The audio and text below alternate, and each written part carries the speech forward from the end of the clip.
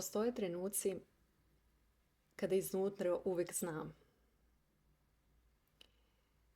Ali isto tako jednako postoje i trenuci kada sam ignorisala ono što znam i ono što vidim.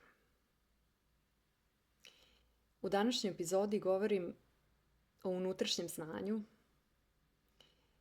i kada sam postala spremna da svoju istinu pogledam u oči. Kako je izgledalo kada sam ignorisala? Kroz buku. Ostajanje duže. Popravljanje. Popravljanje situacija. Jurenje ishoda. Treba mi to da se desi na taj i taj način. I to je uvek bučno. Kao neka gomila koja huči i nikada ne da mira. A kako sada izgleda? Sada je tiho i jednostavno. I naučila sam da pratim signal. Sopstveni unutrašnji signal. Da kada osetim da dajem izgovore, da po ko zna koji put hoću nešto da objasnim. Kako je to bilo zbog toga i toga. I kako bi nešto bilo drugačije da sam ja možda ostala duže. Da sam možda nešto rekla. Da sam samo nešto drugo uradila. I to je gomila izgovora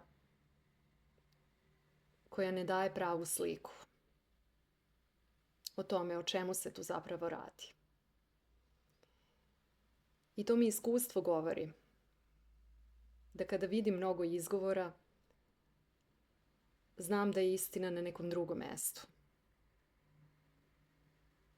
A da je to samo maska za odvlačenje pažnje. I tako da sam ja nekada sama sebi odvlačila pažnju. Jer sam tražila neki ishod. Bio mi je potreban. Ali sam naučila da zastanem. Da pauziram. I da najpre proverim kako se ja trenutno osjećam. I taj trenutak mi govori sve. Kada osjećam veliki nemir, znam da nije trenutak. Ni za percepciju, niti za odluku. Dok kada osjetim mir, mi uvijek bude jasno. Mir je moćan vodič. I znam da u njemu leži odgovor. I odgovor se razlikuje od reakcije. Odgovor je tih. I jako je povezan sa odgovornosti. Te dve reči su sa razlogom istog korena. I naučila sam da u odgovoru leži moj pravi koren. Tu leži suština. I da u odgovoru ja zapravo pravim izbor. Da li biram da verujem u nešto na što me ta situacija navodi ili na što me ta osoba navodi ili da verujem sebi. I to je moj koren. I u tom miru ja razumem da dovoljno dobro vidim i da dovoljno dobro čujem i da sam u stanju da percipiram. Možda ne uvek u momentu. I to nije ni potrebno. Ali mi istina uvek dođe. I to ne čak ni da li se osjećam ovako ili onako u telu, iako o tome uvek vodim računa.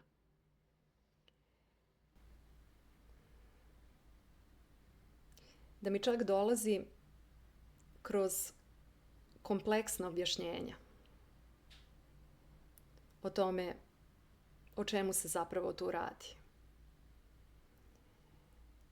I u stanju sam da odvijem i motive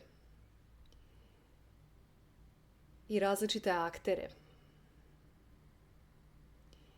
i da osetim ko zapravo tu stoji iz sopstvenih interesa, čak i koji su to interesi. I tako ja razvijem praktično čitavu radnju jednog filma. I to postane moja istina. Ali ne kao zamena za iluziju, nego kao moj reper šta će biti moj odgovor na tu situaciju. I ja u njoj odgovorim baš onako kako se osjećam. Mirno i odgovorno. I uvek uz proveru šta bi bilo ispravno. Kako postupiti. Jer sam shvatila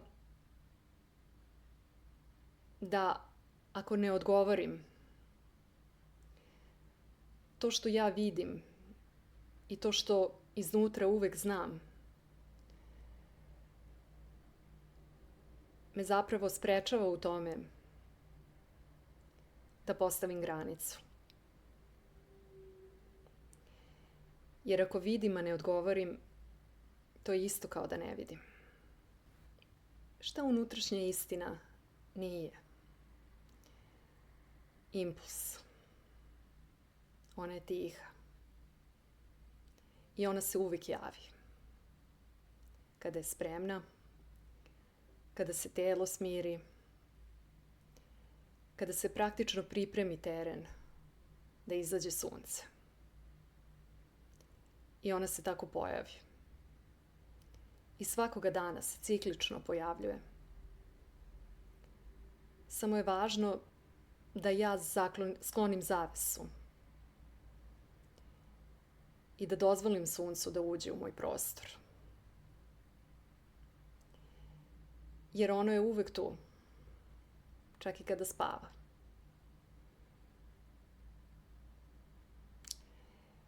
Nije strah. Ona nosi hrabrost.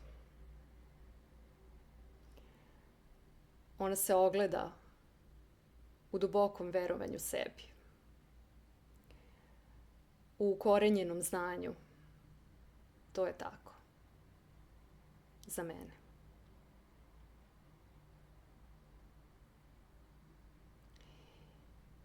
I u hitnosti je nema. Hitnost rađa